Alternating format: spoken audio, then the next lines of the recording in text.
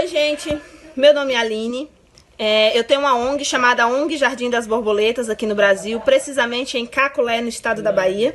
Esse daqui é o Ronaldo. Fala de você. Oi. O Ronaldo mora em Manoel Vitorino, uma cidade de cerca de 300 e poucos quilômetros de Caculé. A gente ajuda crianças que têm a doença epidermólise bulhosa. Vocês podem ver o Ronaldo aqui, ó. Ele tem as perninhas, as mãos, os braços, tudo enfaixado. Mostra a mãozinha, amor. Aí. Embaixo dessa atadura, gente, vai esse curativo. Mepilex Transfer. Aqui no Brasil ele tá custando cerca de R$700. Nos Estados Unidos ele custa cerca de $50 a caixinha com 5 unidades. O Ronaldo usa quase 3 caixas por dia. Então a nossa ONG, a gente precisa da ajuda do pessoal daí de fora. Quem puder ajudar, doando os curativos, enviando aqui pra gente. Porque aqui custa muito caro. E a gente ajuda crianças que não têm incentivo de estado nem de município. Então queremos agradecer pelo carinho, pela atenção. Beijo pro pessoal dos Estados Unidos, os brasileiros que estão aí. Fique com Deus, gente, e Deus abençoe.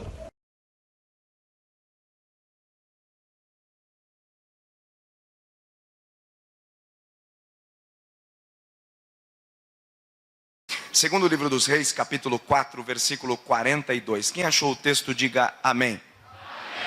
Um homem veio de Baal Salisa, trazendo ao homem de Deus pães das primícias, 20 pães de cevada e grãos novos de trigo. E disse Eliseu: dá ao povo para que coma. Porém seu servo disse: como hei de pôr isto diante de 100 homens? Respondeu Eliseu: dá ao povo para que coma, pois assim diz o Senhor: comerão e ainda sobrará. Antes que você se assente, vire para a pessoa que está do seu lado e diga: eu sou. Diga forte: eu sou entregador de pão. Diga de novo, diga: eu sou entregador de pão. Tome assento.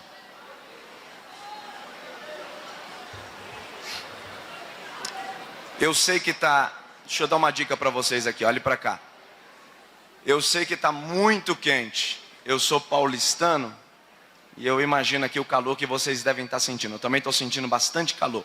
Mas vou dar uma dica para vocês. Você sabia que quanto mais a gente se abana, mais calor a gente sente? Então o mínimo que você se abanar, menos calor você vai sentir. Não estou proibindo ninguém se abanar não, pelo amor de Deus. É só uma dica. E não se movimente, porque se você se movimentar, você vai causar mais calor ainda. Mas daqui a pouco a glória de Deus vai tomar o nosso coração e nós sairemos daqui refrigerados. Então diga para quem está do seu lado aí: aguenta só mais um pouquinho. Isso. Queridos, a vida nunca foi fácil para os que seguiam o estilo de vida de um profeta. E durante um período de fome deveria ser duplamente difícil conviver com o estilo de vida de um profeta, ainda mais nas condições que o texto conta a história. E tudo começa na cidade de Gilgal. Gilgal se localizava no Vale do Jordão, não muito distante da cidade de Jericó, e uma das escolas proféticas, ela ficava em Gilgal. Gilgal é conhecida pela sua beleza, pela agricultura dos campos, e o profeta Eliseu, que havia sido o sucessor do profeta Elias, ele agora vai representar os filhos dos profetas. Os filhos dos profetas eram rapazes que haviam... Isso. A palavra de Deus, ela tem primazia, irmãos.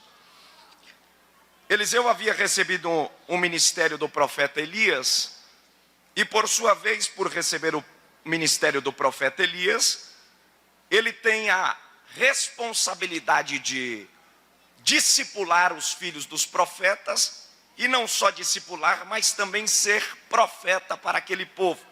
E nós vamos encontrar muito no livro de Reis e de Samuel, esta expressão, filho de profetas. Quem eram esses rapazes? Esses rapazes eram jovens que não necessariamente seus pais eram profetas. Esses jovens eram rapazes, eram moços que haviam deixado a vida secular e de carreira de habilidade secular a partir dos 12 anos, quando eles cumpriam a sua maioridade, Nós aqui no Código Civil Brasileiro completamos a nossa maioridade a partir dos 18 anos. Mas eles, o judeu, a partir dos 12 anos cumpre a sua maioridade. E ao cumprir a sua maioridade, eles decidiam que carreira eles tinham para seguir a sua vida. E o texto vai nos falar que estes rapazes aqui, eles ingressam para a religião judaica. Eles vão cuidar daquilo que era a lei de Deus.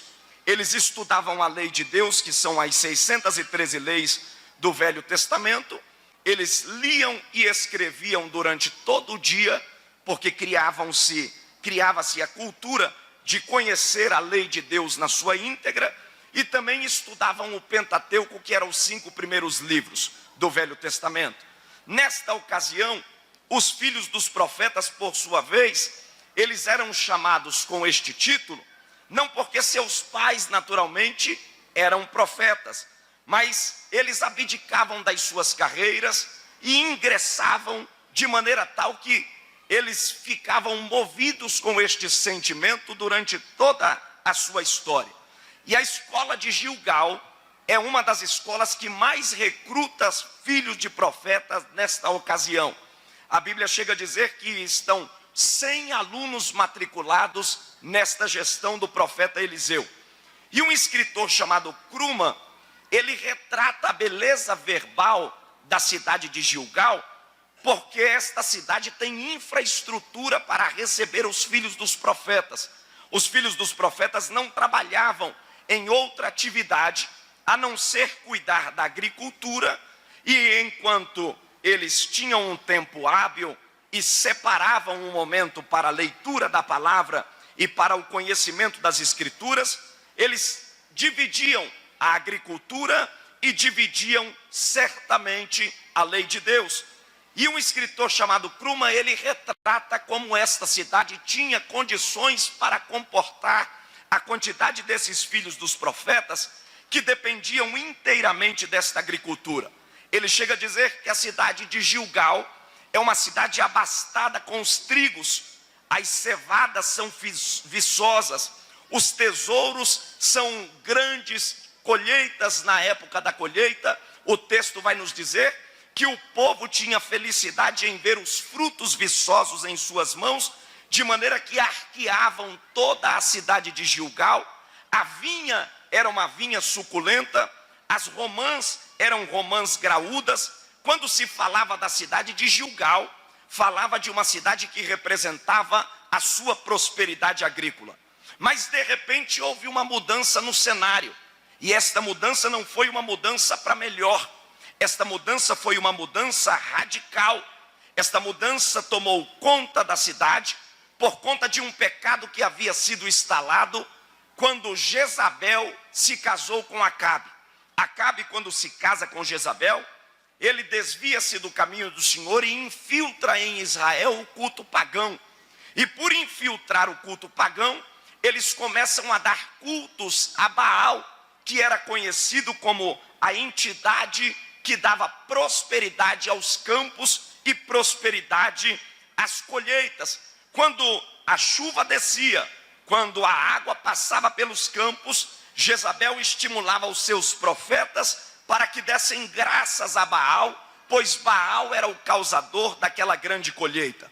Mas como Deus não divide a sua glória com ninguém, como Deus não divide a sua graça com ninguém, Deus levanta o profeta Elias, e o profeta Elias vai diante deste cenário, diante de Jezabel e diante de Acabe, e aponta o dedo para Acabe e para Jezabel, dizendo: segundo a minha palavra. Vocês vão perceber no texto que quando Elias profetiza, Elias não diz assim diz o Senhor. Ele vai segundo a confiança da sua palavra, porque o misticismo havia tomado conta de Israel. Os homens não sabiam mais a quem servir.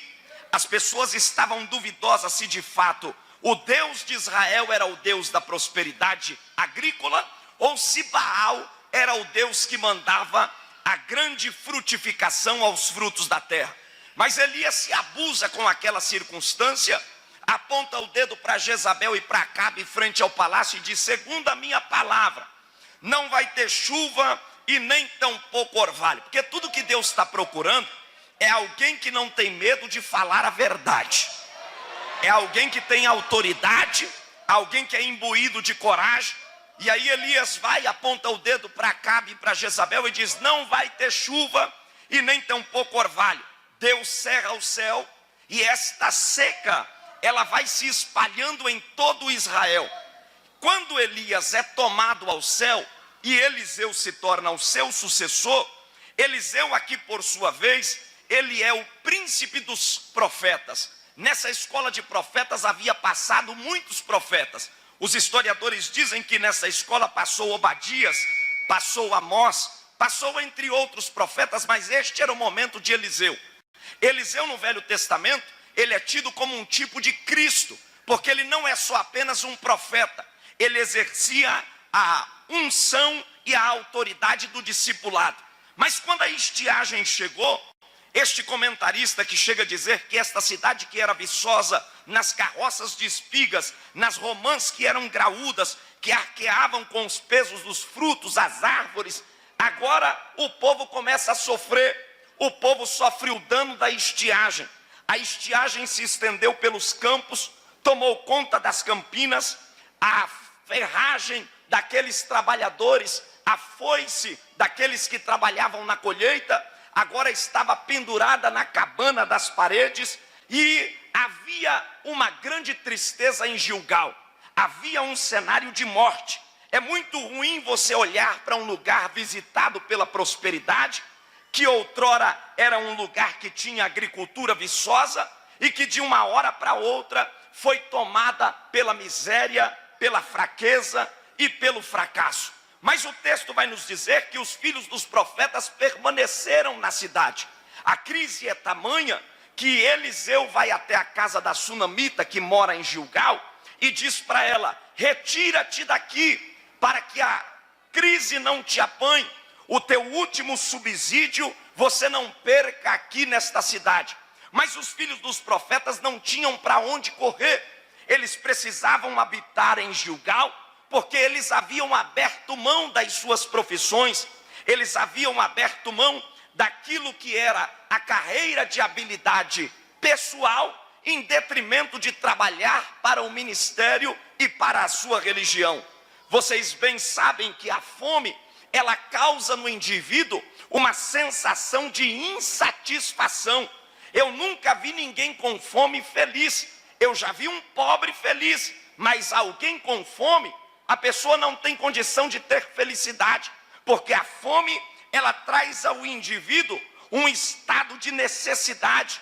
Ela gera no indivíduo angústia, ela traz ao indivíduo perturbações físicas e até mesmo mentais. Freud, que é o pai da psicanálise, ele chega a dizer que a fome é uma condição em que as pessoas são incapazes de satisfazer os seus desejos. Não há alegria na hora da fome, não há planos, não há projetos na hora da fome. E esta fome que tomou conta de Israel, que vem assolando a cidade de Gilgal, era apenas a mão de Deus fazendo com que os moradores daquela terra se ajoelhassem em reconhecimento ao senhorio, à grandeza de Deus e à sua palavra. Porque o único poderoso para mandar pão, o único poderoso para fazer prosperar a cidade de Gilgal e a terra de Israel era o próprio Deus. Mas eu vejo aqui nos filhos dos profetas uma grande força para permanecer na cidade de Gilgal, ainda que as coisas não estivessem favoráveis. E a gente vai começar a aprender com estes rapazes aqui, a partir da sua postura. A postura destes moços diante da crise foi uma postura segura. Eles não correm, eles não mudam, eles não saem, porque Deus não havia sinalizado nada para eles em relação à sua saída de Gilgal. Nós temos dois grupos de pessoas na nossa sociedade. O primeiro grupo de pessoas que temos são os empolgados. Os empolgados são aqueles que começam tudo e não terminam nada. Eles, diante das circunstâncias, quando ela não é favorável, ele não se dispõe a encarar a crise, porque certamente a crise pode mudar os planos, alterar os projetos, mas o determinado já é diferente do empolgado. O determinado, independente das circunstâncias que lhe sobrevêm, ele está determinado e obstinado ir até o final dos seus projetos, independente daquilo que lhe assiste e daquilo que lhe cerca. Há um texto bíblico que me chama muita atenção, que diz a seguinte frase: determinando tu em algum negócio, seja firme e a luz brilhará nos teus caminhos. Quando eu olho para esta palavra, é impossível não lembrar dos filhos dos profetas. Eles estão sem alimento, não existe comida para o estômago, faltava alimento na terra, mas eles estão voltados e comprometidos com a lei de Deus, porque eles sabiam que a cidade de Gilgal havia sido visitada por uma grande bênção de colheita e pela bênção da agricultura, e uma terra que Deus visita uma vez, um lugar onde Deus passa uma vez, é natural que as marcas de Deus ficam impregnadas. A marca de Deus fica impregnada de tal forma que, por conta da necessidade do povo, o clamor da massa, certamente pela humilhação, Deus volta a visitar o lugar. O que estava acontecendo aqui em Gilgal era exatamente isso. Eles não deveriam sair de Gilgal.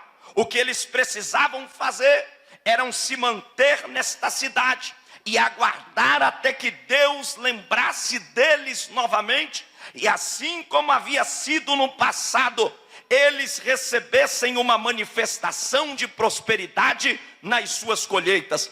Esta noite eu vim para pregar uma palavra, e esta palavra já sai ao meu coração, destinada ao coração desta igreja, vindo da boca de Deus. E a palavra de Deus para você esta noite é: independente da crise que lhe assiste, independente da seca em que você está, e quando eu estou falando da seca, eu estou falando da seca no âmbito espiritual e no âmbito físico material. Eu não sei quais são as suas necessidades, mas eu já quero me tornar profeta e porta-voz de Deus para te dizer: se Deus não te sinalizou, não mude, não saia, não levante a cabana, não mude a sua tenda, não vá para outra cidade, assim como fez Noemi, porque tem gente que não consegue conviver com a crise, mas é exatamente no momento da crise que Deus forja o nosso caráter. É no momento da adversidade que Deus nos faz vislumbrar um novo horizonte e um novo alvorecer. E esta noite eu estou pregando para alguém que talvez está dizendo: pastor, este ano vai ser meu último congresso na Almada. Este ano vai ser a minha última participação nesta mocidade. Eu canto e nada acontece. Eu dou glória a Deus, sou dizimista, contribuinte, há um frequente aluno na escola dominical, sou assíduo nas orações, e me parece que quanto mais eu me envolvo com as tarefas daquilo que é pertinente à obra de Deus, eu me sinto seco, as coisas não estão favoráveis. Mas hoje vem uma resposta de Deus: ainda há pão em Israel para suprir a necessidade de Gilgal. Ainda existe pão na mão de Deus. Deus não deixa aquele o qual Ele chamou a morrer à míngua. E eu tenho algo para dizer aqui nesta noite: haverá uma chegada de pão para este culto ainda nesta noite. Se você puder, pegue na mão da pessoa que está do seu lado, vira para ele e para ela e diga: você está preparado nesta noite para receber pão? Diga para ele: está preparado para receber pão? Sacode a mão dele e diga: então não fuja, não corra, não saia do teu lugar. Vou pregar para alguém que está querendo entregar credencial e mudar de igreja. Vim pregar para alguém que está querendo acabar o casamento em divórcio.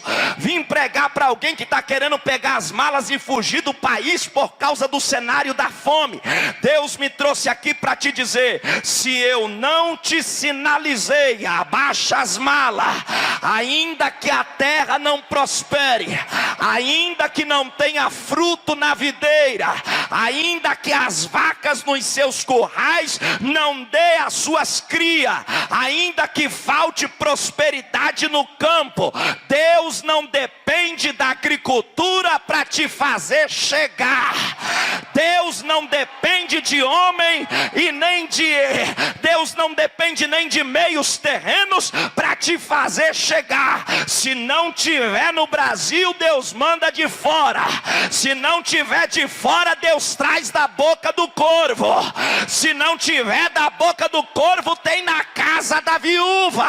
Se não tiver na casa da viúva, tem no Ribeiro do Querite. Se não tiver no Ribeiro do Querite, tem na boca do peixe. Mas não vai faltar pão. Não vai.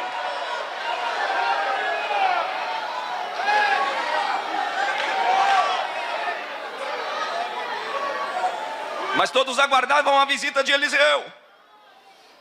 Eles estavam esperando o profeta Eliseu, porque o profeta Eliseu representava a figura de um provedor. Quem é que não quer andar com um provedor? Quem é que não quer andar com alguém que representa a figura de alguém que provê? E o texto nos diz que o profeta Eliseu, ele tem sobre a sua cabeça uma unção dobrada. Os milagres que Elias realizou é muito mais os milagres que Eliseu fez. Eliseu dá sentença, Eliseu dá provisão a viúvas, Eliseu faz uma escola de profeta, ele prepara rapazes, ele amplia a tenda dos rapazes próximo do Jordão, e aí eles estão aguardando o profeta Eliseu. E o profeta Eliseu também está com fome, porque o cenário de fome em Israel era avassalador. E é muito ruim quando nós temos alguém por referência e estamos esperando neste indivíduo, e o indivíduo olha para nós e diz: eu também estou na mesma situação. Eu penso comigo que quando Pedro estava à porta do templo e foi solicitado por aquele coxo, e o coxo disse para ele: dá-me uma esmola, porque além de Pedro ser uma figura religiosa, Pedro era um homem que detinha graça. E aí, certamente, quando o coxo olha para Pedro, e Pedro diz para ele: olha para nós, ele estava querendo dizer: rapaz, a única diferença entre eu e você é que você é deficiente e eu sou saudável. Eu estou tranquilo, mas a mesma crise financeira que ataca você também me ataca, porque naquele tempo o sistema romano pisava os pés sobre todo mundo. E eu digo a vocês que é muito difícil quando alguém representa uma figura no reino de Deus, porque nem sempre você, sendo um vaso, um instrumento na mão de Deus, você está pronto para fazer oração para alguém. Às vezes você está angustiado. Eu sei que os pastores aqui muitas vezes já foram procurados por conta daquilo que leva sobre os seus ombros, e alguém diz: ora por mim, porque só o Senhor pode me ajudar, só o Senhor pode entender a minha situação. E em muitas das circunstâncias nós também estamos carentes de pão, nós estamos carentes de provisão. E aí você vai orar, mas pensa consigo: se ele soubesse que eu estou pior do que ele, nem oração ele vinha me pedir. Mas Eliseu está indo, Eliseu não tem como negar, Eliseu está indo para esta escola na esperança que tivesse ainda alguma coisa para comer, mas não tinha, até porque quem estava nessa escola, na ausência de Eliseu, é Geazi. E vocês sabem que Geazi no comando do culto atrapalha tudo. Geazi não ora, Geazi não tem vida, Geazi só anda encostado, Geazi usa o bordão emprestado, Geazi não tem graça de Deus, Geazi não tinha autonomia para fazer nada. E aí quando Eliseu chega, olha para Geazi e diz para Geazi: Geazi, como é que está a coisa aí? Tem comida? Ele diz: não, não tem. Os rapazes estão aqui perecendo. E Eliseu diz: eu preciso comer, vamos comer, faz alguma coisa. O cenário era de fome, não tem o que comer. A solução é colher no campo. E aí Eliseu tem que tomar uma atitude. Porque o homem de Deus, quando chega na situação, quando chega em uma localidade, ele precisa tomar a frente, ele precisa tomar as rédeas. Ei, eu estou pregando para a gente aqui, que alguém certamente está dizendo: por que que tudo cai na minha mão? É porque a unção está com você. É porque você é o escolhido por Deus para fazer a diferença. Já percebeu que nas famílias existem aquelas pessoas que elas são marcadas? Parece que tudo vai parar na mão daquele indivíduo. É ele que vai ter que desenrolar o negócio. E alguém está dizendo: Senhor, eu estou cansado. Deus está dizendo: não, a direção do pão está na sua mão. É você que vai lutar. É por isso que o diabo investe contra você, porque ele não quer apenas te destruir, ele quer destruir o dom que foi colocado em você. Ele não tem apenas raiva de você, ele tem raiva do que você carrega, porque ele sabe: se você chegar, Deus chega também. Se você pôr a mão, Deus põe também. Se você entrar, Deus entra também. Então toque em quem está do teu lado e diga para ele: reage, porque o céu vai reagir. Toca nele, me ajuda a pregar. Diga para ele: essa noite é noite de reação. Toca nele e diga: reage, porque o céu vai reagir. O diabo sabe que se você ficar calado, a tua casa vai cair. Ele sabe que se você não tomar postura, alguém da tua família volta a se prostituir. Aí Deus está te colocando na porta, na frente da brecha, na fileira do comando. E Deus está dizendo: como eu te chamei, eu vou te dar as estratégias da guerra. Fome tu não vai passar, morrer você não vai, porque se não tiver comida vai ter espiga, se não tiver espiga vai ter rabisco, mas não vai ter crise, não vai ter fome, não vai ter morte. Deus me trouxe aqui para profetizar. Ainda que estejam querendo acabar com o ministério da igreja, ainda que estejam querendo sujar o nome do ministério, Deus está dizendo: a morte não vai matar.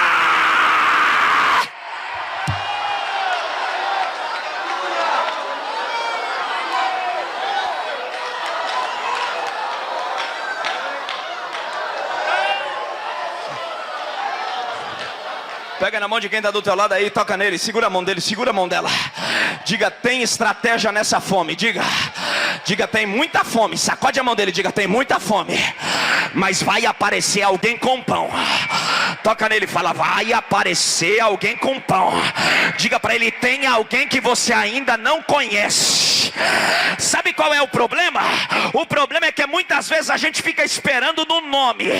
Quem é que vai vir? É fulano. Sabe qual é o maior problema hoje dentro da Assembleia de Deus? Eu vou falar porque eu sou nascido e criado nela. Nós estamos muito mais preocupados com o nome de fulano do que o que ele carrega. O segredo não está no nome que ele tem. O segredo não está na divisa do ombro dele. Quando vai chamar alguém, pergunta: é parente de quem? É filho de quem? Fez faculdade de quê? Tem dinheiro? Tem carro bom? É bem empregado? Pode ser tudo, filho, mas se não tiver pão não é nada. Pode ser tudo, mas se não tiver pão não é nada. O que faz a diferença não é anel no dedo, não é sapato brilhoso, é pão na mão para mudar a história. É pão.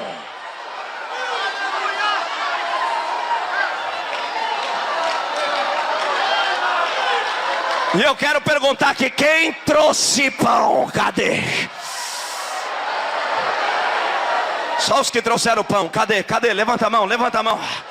Levanta a mão, levanta a mão. Pega na mão do teu irmão com a mão levantada e diga: ei, fica tranquilo que meu pão dá pra você. Diga: se você não der glória eu vou te ajudar a dar. Se você não fala a língua eu vou te ajudar a falar. Alabacalabandarábia. Se você não marchar eu marcho no teu lugar. Se você não levantar a mão eu te ajudo a levantar. Mas sem pão não vai ficar. Sem pão não vai ficar.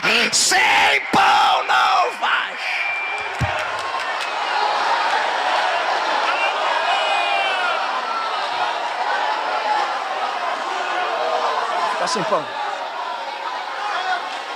Escute. A solução é colher no campo. E Eliseu dá uma ordem. Que precisava de Eliseu ali para dar um tranco em Geazi. Aonde tem Geazi tem que ter um Eliseu para dar um tranco. Diga para quem está do teu lado, diga, porque Geazi, diga forte, diga, Geazi só pega no tranco.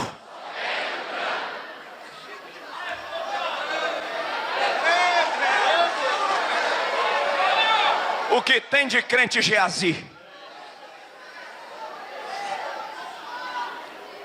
Solução é colher no campo. A Bíblia diz que Eliseu olha para Geazi e diz, rapaz, tem pão? Não tem, mas tem erva. Então vamos comer erva.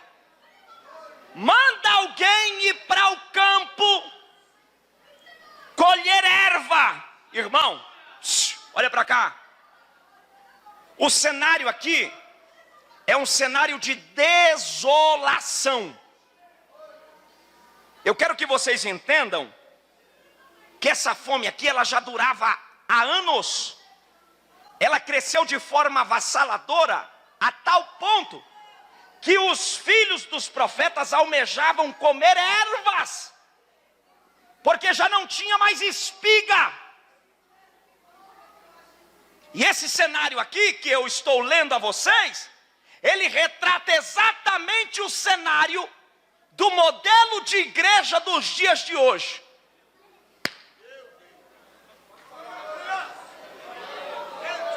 Nós estamos vivendo em um momento, não estamos vivendo no momento de abundância de pão.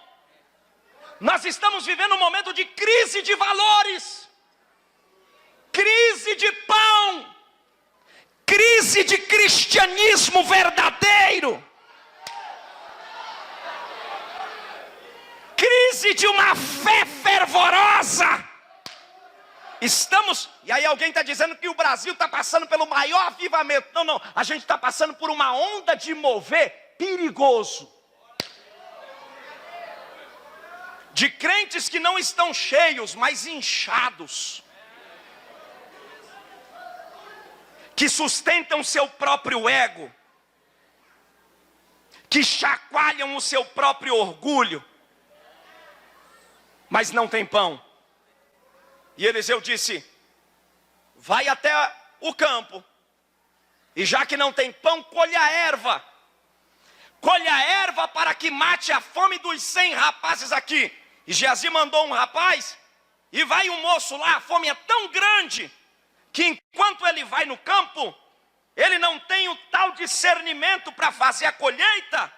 E a história, a Bíblia diz que ele colhe, e quando ele colhe trazendo para colocar na panela e fazer um caldo.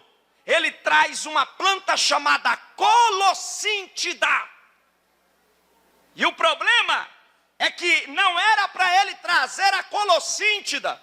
Ele deveria trazer uma outra planta que parecia muito com a colossíntida, que o nome dela era trepadeira silvestre. Os teólogos dizem que é uma planta amarelada, quase alaranjada, comprida de caule grande. A trepadeira silvestre, ela possui proteína e recompõe as forças daquele que já perdeu as proteínas do corpo. Era uma espécie de vitamina para reanimá-los por conta daquela fome. Mas no afã dele matar a fome dos filhos dos profetas, ele pegou a colossíntida que tinha a mesma cor, o mesmo tamanho, o mesmo modelo, e no afã de matar a fome, ele não tem o cuidado de triar. E a gente está vivendo exatamente isso. Nós estamos vivendo esta crise na igreja brasileira. Nós estamos vivendo uma crise de pessoas que perderam o discernimento. Por isso que a gente precisa cuidar dos nossos púlpitos. Precisamos cuidar da nossa comida. Precisamos ter farinha nas nossas dispensas, porque aquelas colossíntidas que o rapaz fez a colheita, segundo os historiadores, aquela colossíntida ela possuía veneno, era uma espécie de laxante estomacal.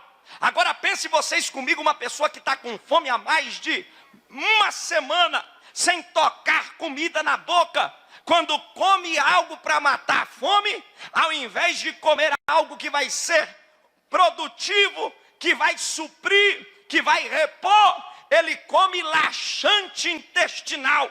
Aquelas colossíntidas pareciam apetitosas, ainda mais para quem estava com fome. Nós estamos vivendo exatamente este momento.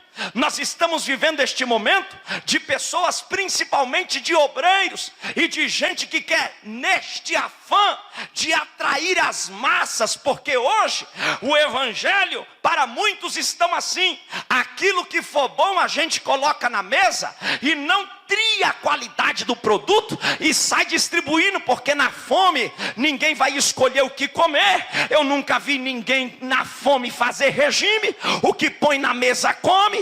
Então na fome coloca-se tudo, na fome coloca-se tudo, o que parece ser evangelho, mas não é. Canta-se o que parece ser hino, mas não é hino. Prega-se o que parece ser Bíblia, mas não é Bíblia. Fala o que parece ser de Deus, mas não é de Deus. Anda com o que parece ter Deus, mas não tem Deus. Nós estamos vivendo isso. Nós estamos vivendo um momento do bonito. Nós estamos vivendo um momento do inovador. Nós estamos vivendo no momento do colorido. Eu preciso dizer, porque Deus me trouxe aqui com esta autoridade, e eu preciso pregar. Eu sou assembleiano da moda antiga. Eu sou assembleiano da moda de Daniel Berg e Gunavring. E eu preciso falar, esta igreja não precisa de luz colorida. Esta igreja não precisa de fumaça embaixo de púlpito. Isso não é trepadeira, é colossíntida. Essa igreja não precisa liberar tudo para trazer gente.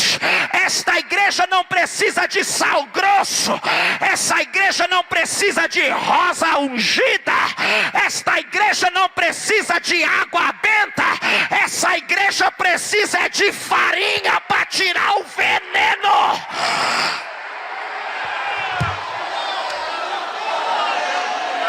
Aleluia, aleluia, aleluia. Pega na mão do teu irmão, na mão da tua irmã, e diga para ele: chegou a hora de Deus te levantar para tirar o veneno. Sacode a mão dele, sacode a mão dela. E deixa eu dizer uma coisa: entrou gente aqui intoxicada. E alguém já viu alguém intoxicado aqui? Intoxicado desmaia, intoxicado dá convulsão, intoxicado ele perde a mente, intoxicado não anda com as próprias pernas. Tá cheio de gente que você olha para a cara dele, ele não consegue dar glória a Deus. Não é porque ele quer, não é porque ele não quer, é porque ele está intoxicado. Comeu colossíntida, o pecado entrou na mente e ele perdeu a força. E quando vê um culto desse, ele quer morrer, porque ele até quer fazer alguma coisa, mas o veneno não deixa. O veneno está matando.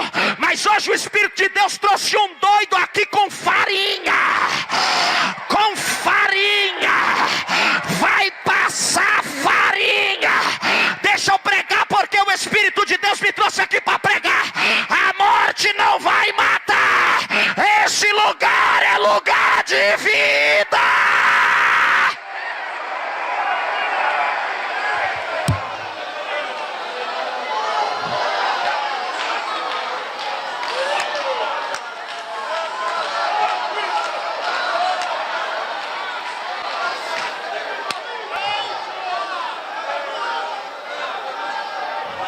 Sacode quem está do teu lado e diga: toma cuidado com a colossíntida.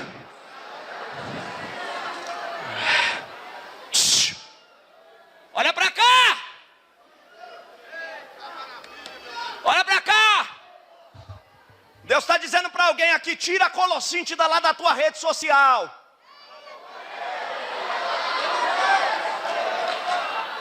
Você não está percebendo que teu namorado está querendo aproveitar do teu corpo? Você não está percebendo que ele não é planta silvestre, é colossíntida? Acaba com esse namoro.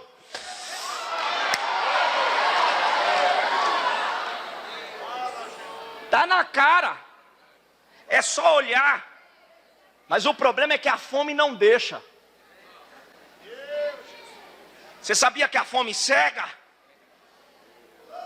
Irmão, quando nós entramos em estado de fome, o indivíduo, tem gente que dá até hipoglicemia, dá vertigem, treme as mãos, seca a boca, e tudo que ele quer é comer.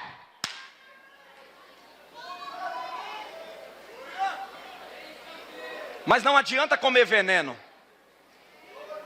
Não adianta cantar veneno. Não adianta pregar veneno. Ao invés de ajudar, vai piorar. Mas Deus sempre tem um doido para denunciar.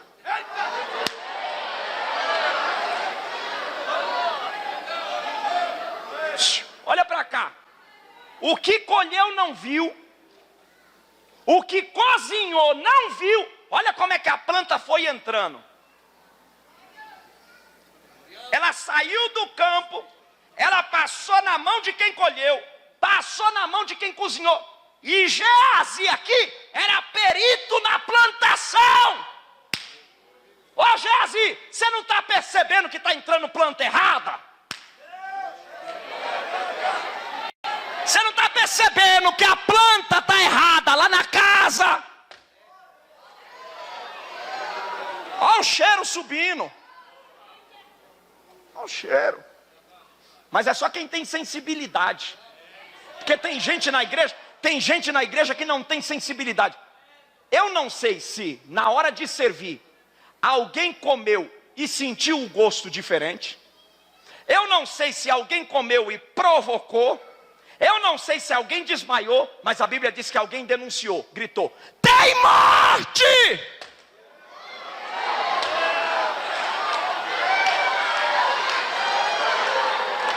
Vou pregar.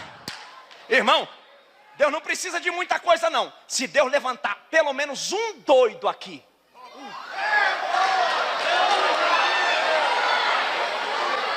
Se Deus levantar um corajoso aqui para ter coragem de gritar: tem veneno, ninguém morre. O primeiro está aqui, cadê o segundo? Pega na mão de quem está do teu lado e fala: eu vou sair daqui denunciando. Diga: veneno não vai entrar na minha casa. Diga: adultério não vai entrar na minha casa. Prostituição não vai entrar na minha casa. Mentira não vai entrar na minha casa. Porque aqui tem farinha. Aqui tem farinha.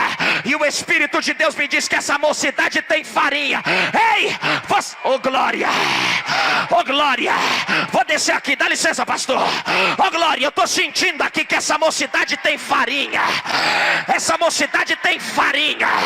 Vocês vão sair daqui como jovens poderosos para atingir as almas perdidas. Deus vai levantar gente aqui para entrar na boca de fumo, para entrar nas casas de prostituição.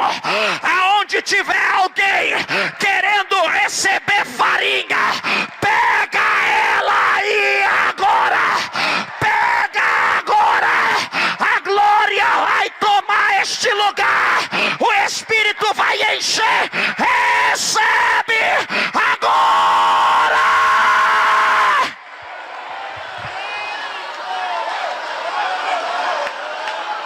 Vem no glória, vem no glória, vem comigo, vem. Levanta as duas mãos bem alto que eu estou sentindo que vai descer farinha do céu aqui. Oremandaia, alabanda calabachandarábia. Aonde tem alguém batizado no Espírito Santo, abre a boca comigo e vem. Vai passar farinha. Jesus vai levantar profeta de verdade. Vai levantar gente de coragem. Vai levantar gente temente. Vai levantar gente de autoridade. Aonde tiver alguém, a glória vai começar a passar aqui. O Espírito vai começar a tocar aqui. Pega farinha. Pega.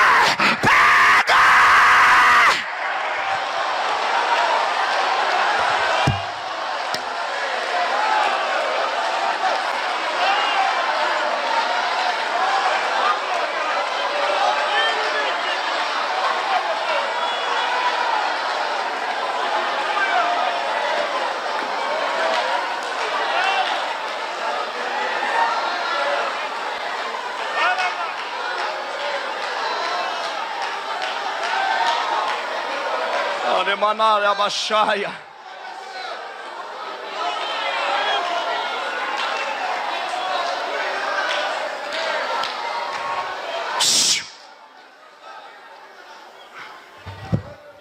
Pastor, eu sei que enquanto o senhor prega, enquanto os senhores cuidam da sã doutrina, tem alguém que quer trazer veneno. Tem.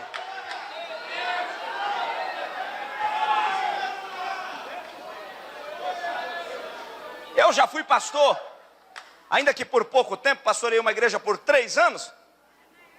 Mas eu sei muito bem a dificuldade que é para você manter a igreja naquilo que você está ensinando. E vez por outra, às vezes até com inocência, vem alguém trazendo o veneno, achando até ser bom, e infiltra no meio, e os pobrezinhos comem,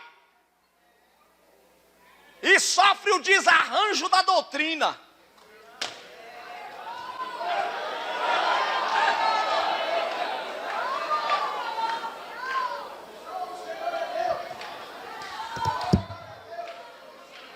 E aí depois para consertar fica difícil. Mas da mesma forma que tem os colhedores de veneno,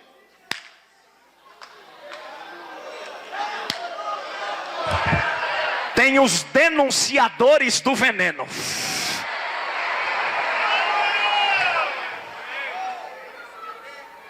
E quando o denunciador do veneno grita, irmão, pode saber que é fatal. O veneno acaba ali.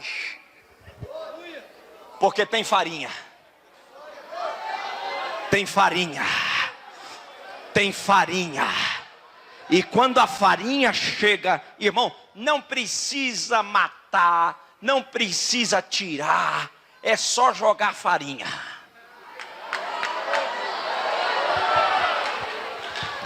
Ei, a palavra por si só, ela faz o seu trabalho, porque a farinha é a palavra. O Espírito de Deus me revelou um negócio aqui que eu quero compartilhar com vocês. Vocês sabiam que a palavra de Deus na igreja, ela é como a mãe? Deus é o nosso pai, e a gente não é órfão. Quem é a nossa mãe? Quem é a mãe? É a palavra. E você sabe que quem mexe com farinha não é o pai. Cadê as mães aqui? Cadê as mães? Cadê as mães? As mães estão aqui. Cadê as mães que gostam de fazer pirão? Cadê? Cadê? Levanta aí a mão, mãe. Para fazer pirão precisa de quê, mãe? Farinha. Quanto mais farinha joga no pirão, mais a farinha faz assim, ó. Irmão, tudo que é de nocivo a farinha chupa. E a palavra na igreja, ela é tida como a mãe. E você sabia que no nome mãe tem 3 segredos? No nome mãe tem 3 forças armadas. M, marinha. A, aeronáutica. E, exército. Quando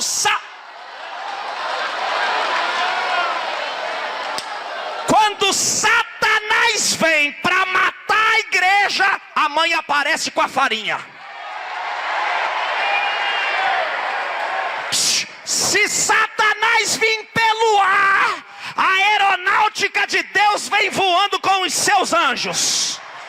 Se Satanás vier pelo mar, a marinha de Deus vai derrubando tudo. E se ele vier por terra, o exército que é esse aqui sai marchando.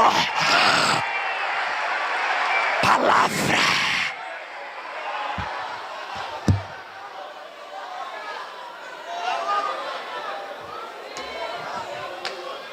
Diga para quem está do teu lado aí, tua mãe tem farinha.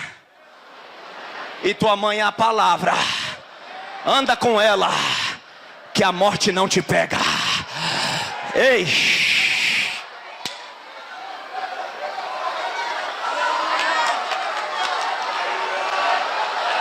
Eu tô sentindo aqui que tem gente que tá levando a mãe. A mãe tá indo, olha a mãe, ó.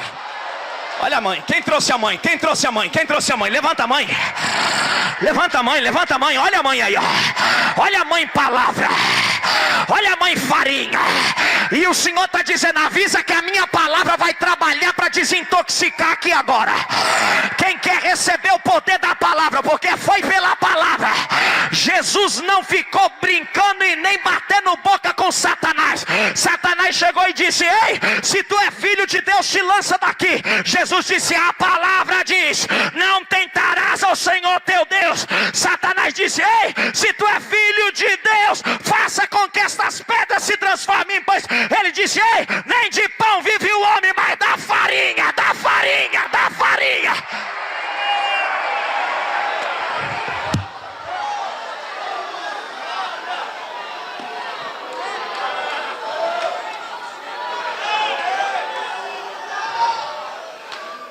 Tem que ter farinha. Jogaram farinha, misturaram o pirão. E como é bom quando alguém nos anuncia, acabou o problema. Quem já passou por isso sabe, irmão, vocês aqui, todo mundo aqui já enfrentou o problema. Quando alguém liga para você e diz assim, ó, fica tranquilo, que já foi resolvido. Você faz. O Senhor está dizendo aqui hoje eu vim aqui para profetizar. Deus está dizendo assim, o que eu estou trazendo hoje para Umada, o que eu estou trazendo para Anápolis, vai fazer alguém, o Senhor, o ministério, fazer assim, acabou. Pega na mão de quem está do teu lado e fala, a farinha de Deus. Sacode ele, pega na mão dele e diga, a farinha de Deus vai encerrar uma guerra na tua vida hoje. Anaia, Arabaia. Eu estou sentindo Deus aqui. A farinha, a palavra, anamando que anamandara baixanda comana. A farinha vai encerrar causas aqui. A farinha vai libertar gente de enfermidade aqui. A farinha vai batizar gente com o Espírito Santo aqui. A palavra vai operar coisas aqui. Olha aquilo ali, é farinha, olha lá. Olha lá, olha lá. Olha a farinha lá. Aonde a farinha passar, vai acontecer coisas tremendas. Quer ver? Pega, pega, pega, pega, pega. Aonde tiver alguém querendo receber, vai receber. Pega, pega, pega, pega.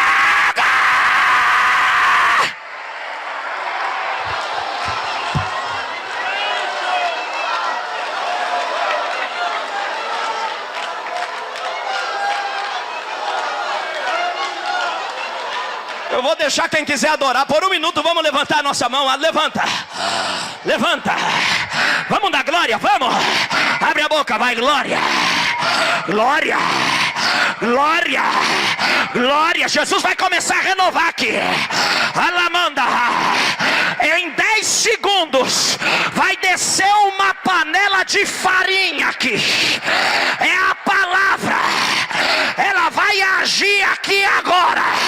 Em 10 segundos. Quem quiser receber vai pegar. Quer ver? 10, 9, 8, 7, 6. O veneno vai acabar. 5, 4. O pecado vai embora. 3, 2, 1.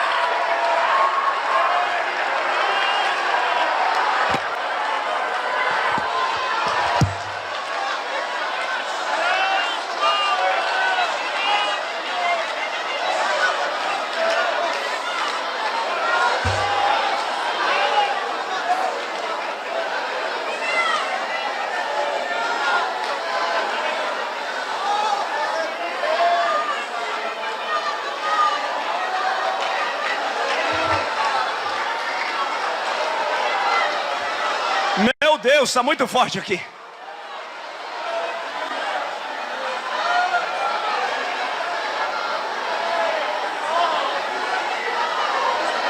Quando a farinha chega, não precisa falar muita coisa não, ela mesma faz o seu trabalho.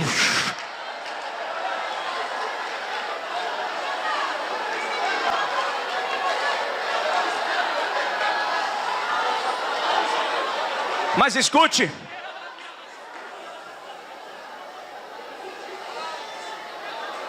mas a fome ainda permaneceu,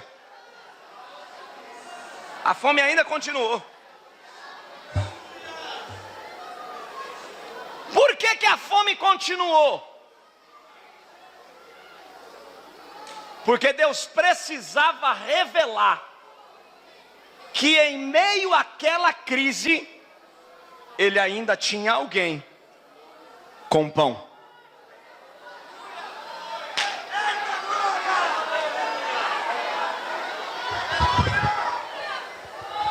Diga para quem está do teu lado aí, diga, temos crise de valores.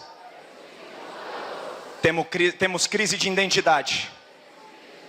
Temos crise no cristianismo. Mas ainda tem alguém que tem pão. Diga para ele, e sabe quem é? Diga, eu estou olhando para ele.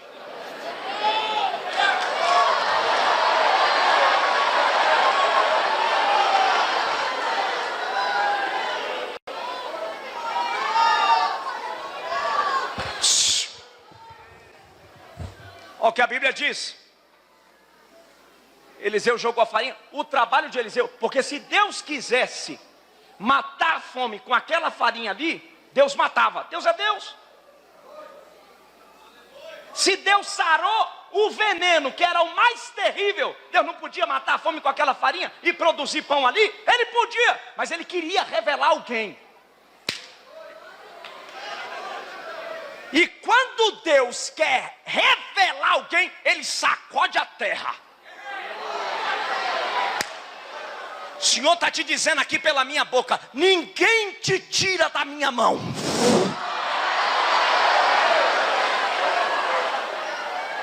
E para fazer você chegar aonde eu quero que você chegue, eu dou vida para gente, eu mato gente, eu endoido gente, mas que tu chega com pão, tu chega.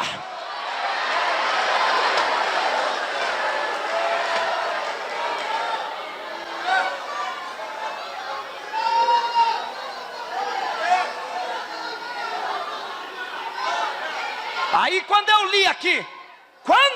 li aqui o versículo 42, a minha alma pulou. Porque o cenário aqui é de crise. O cenário aqui é caótico. Os filhos dos profetas tinham buscado o último recurso, que é erva no campo. Jogou farinha, mas não tem mais nada para misturar. Mas aí no versículo 42, o escritor diz assim, mas, eu gosto desse negócio na Bíblia. Quando a Bíblia diz assim, mas, diga para quem está do teu lado aí, tu está na prova. Diga, as coisas tá ruim. Sacode e diga, mas.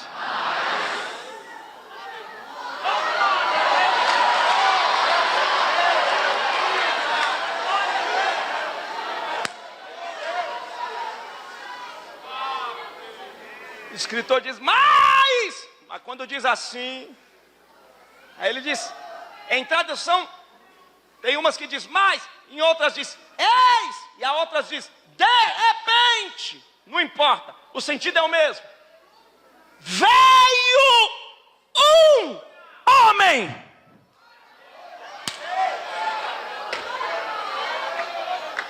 Você está preparado para Deus te alistar aqui hoje?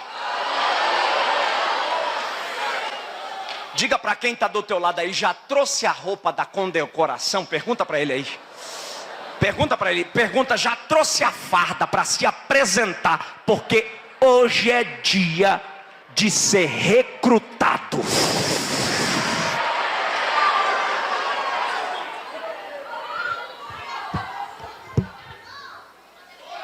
Vocês são bons de português. E vocês sabem que na língua portuguesa, quando a gramática diz assim, veio o no português é artigo definido. Então quando eu me reporto a alguém dizendo o, se eu disser o, eu preciso falar o nome desse sujeito. O pastor Micael. Se eu disser o pastor Bertier. Mas quando eu digo no português, é artigo indefinido. Eu não defino o sujeito. Ou seja, pode ser branco, pode ser negro, pode ser pobre, pode ser rico, pode ser gordo, pode ser magro, pode ser bonito, pode ser feio.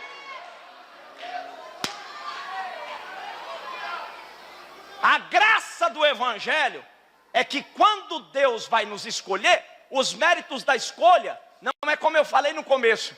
É filho de quem? Parente de quem?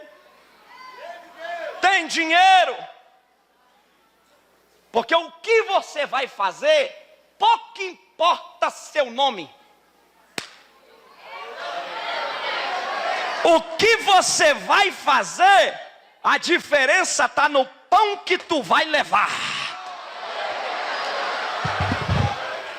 Eu estou pregando para gente aqui que não tem R$1 e se virar ele de cabeça para baixo não cai uma moeda. Mas o que está dentro de você faz o inferno virar de cabeça para baixo.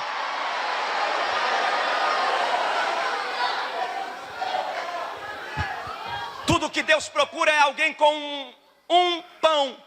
A Bíblia diz que esse moço aqui, ele está vindo de Salisa. Já vou terminar para não te cansar. Ele está vindo da cidade de Salisa. Salisa era um dos únicos lugares que havia sobrado pães ainda. E o texto nos diz que ele sai de lá, porque o sacerdote estava incorreto, o santuário estava profanado, o povo entregava suas comidas para Baal. Mas esse moço se levantou, pegou 20 pães, se tornou um diferencial e foi para Gilgal dizendo: eu vou sustentar os filhos dos profetas, vou levar pão para Eliseu e colocar na mão de Eliseu. Ei, segundo a tradição, aqueles pães das primícias não podia sustentar profeta, porque pães da primícia era para sustentar sacerdote.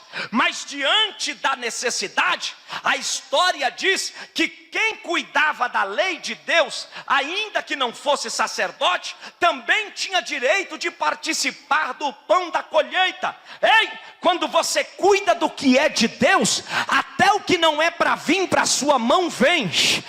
Até o que não é seu, Deus faz chegar na sua mão. Eu estou pregando para alguém aqui e Deus está me dizendo: fica tranquilo, porque ainda que as coisas não estejam favoráveis a você, diz o Senhor aqui na minha boca, na boca desse fraco vaso: você está cuidando da minha obra, você não negou o meu nome, você guardou a fé. Eu vou colocar pão na tua mão para te guardar do dia da tribulação. Deus está dizendo: a saúde pode estar precária, mas a saúde da minha igreja está na minha mão. Deus está dizendo: eu não vou deixar você nas macas dos corredores, porque eu sou médico por especialista. Eu cuido da tua casa. A casa da direita pode pegar fogo, a casa da esquerda pode cair, mas na tua casa não vai faltar pão, porque você honra a palavra.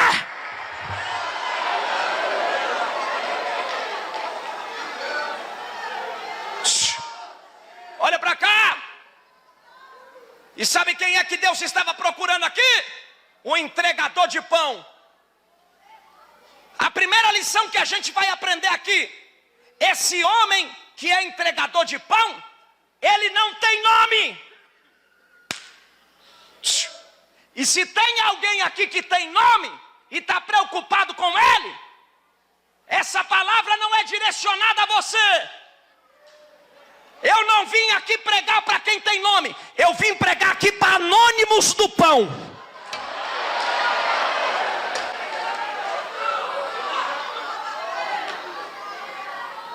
Enquanto eu estava sentado aqui, Deus disse para mim: aqui tem gente que sofre, aqui tem gente que está doente, aqui tem gente desempregada, Aqui tem gente que sofreu maus tratos na infância, mas não negou meu nome.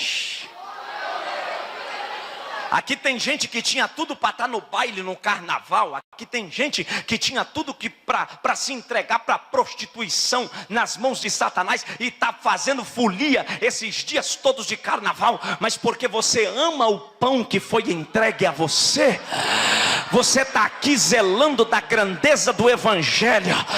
Pega na mão de quem está do teu lado aqui, porque o Espírito de Deus me dá esta palavra com autoridade para profetizar. Diga para quem está do teu lado: enquanto tu cuida do pão de Deus, Deus cuida do que é teu. Enquanto tu cuida dos meus negócios, eu cuido dos teus negócios. Enquanto tu me honra, eu te honro. Enquanto tu me ama, eu te amo. Enquanto tu me serve, eu te sirvo. Vou profetizar: não vai faltar pão nesse ministério. Não vai faltar pão na tua mão. Não vai faltar graça na tua vida. O Espírito está levantando uma multidão de gente aqui hoje, que vai sair daqui levando pão, que não está preocupado com fazer fama, que não está preocupado em ser aplaudido, mas está preocupado em pôr a mão no doente, ele ser curado. Está preocupado em colocar a mão no endemoniado, ele ser liberto. Ordenar o enfermo e ele ser curado. Você quer pão? Pega pão agora!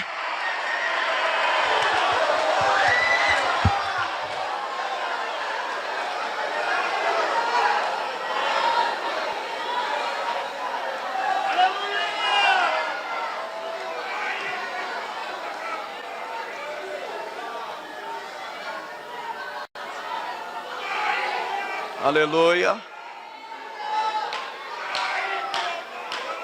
Ele está vindo de Salisa. Em 1871, numa cidade de Chicago, estava tendo um culto pentecostal. E esse culto pentecostal tinha alguns crentes orando porque a zona rural estava sendo tomada pela zona urbana. E enquanto a zona rural estava sendo tomada pela zona urbana, num culto de vigília, dentro da favela, tinha um pregador falando ao povo com muita autoridade. E ele estava dizendo as seguintes palavras: o mundo ainda está por vir. Um homem que se coloque nas mãos de Deus para mudar e revolucionar a história de toda a humanidade. Deus está à procura de um homem. E enquanto ele estava pregando isso, quem pregava era Spurgeon. Enquanto Spurgeon pregava com muita propriedade, a história conta que Moody estava no culto sentado, e ele bateu no peito e disse: eu sou esse homem. Olha para cá, eu estou pregando para jovens aqui com essa camiseta bonita, e possivelmente você está dizendo: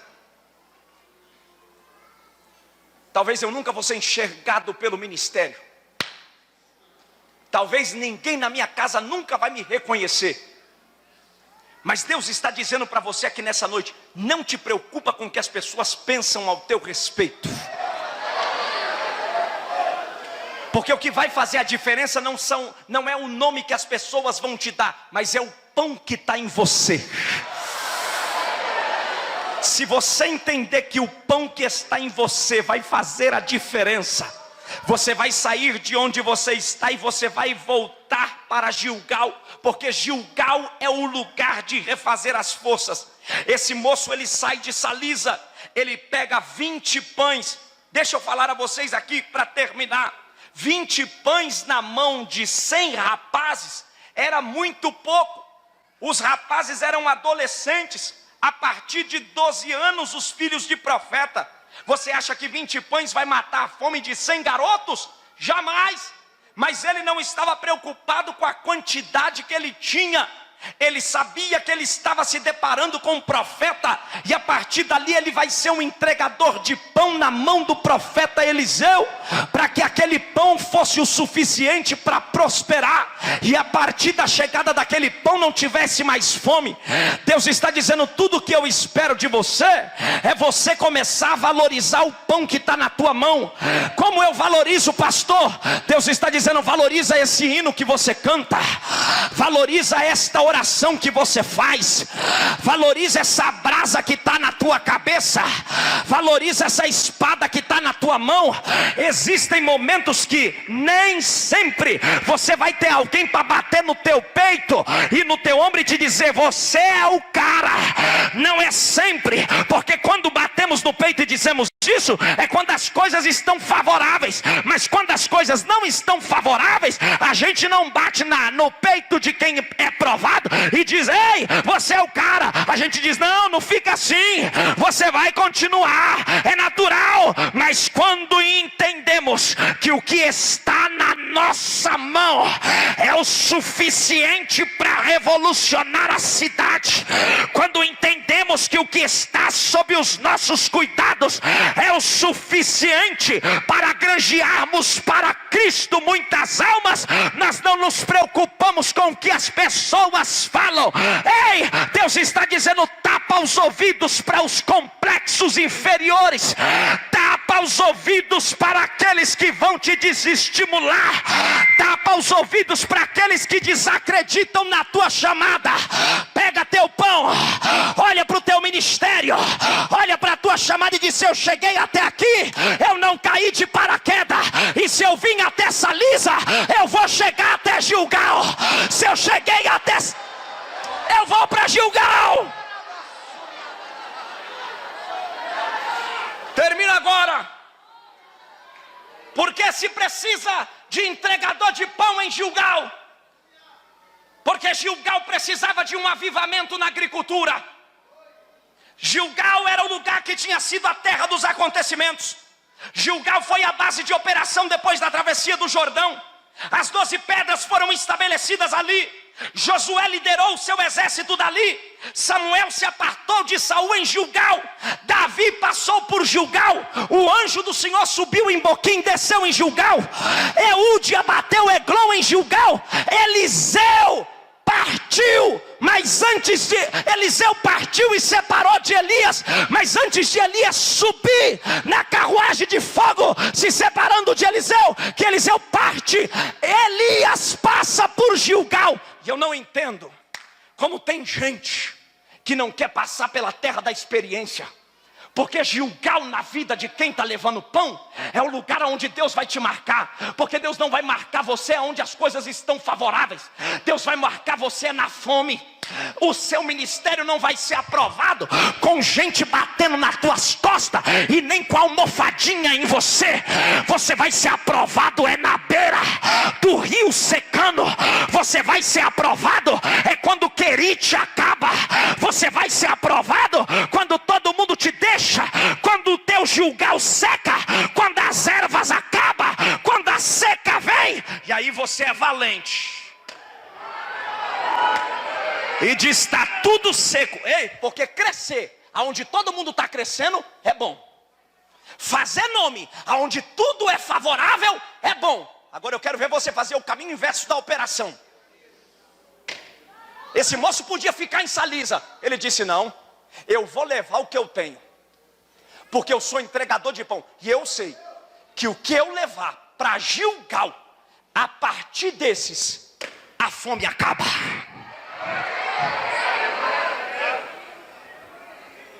Leva essa palavra para a tua casa. Deus está dizendo: se você se tornar um entregador de pão hoje.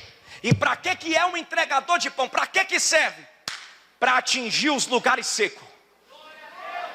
Volta para a tua congregação. E eu estou pregando para alguém aqui que está dizendo: pastor, mas eu não aguento ficar lá não, porque a frieza tomou conta lá e ninguém dá glória. Dá glória a você sozinho. Leva teu pão.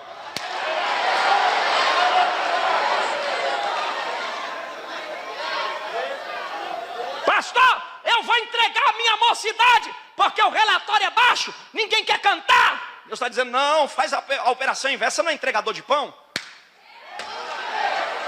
Lança teu pão lá.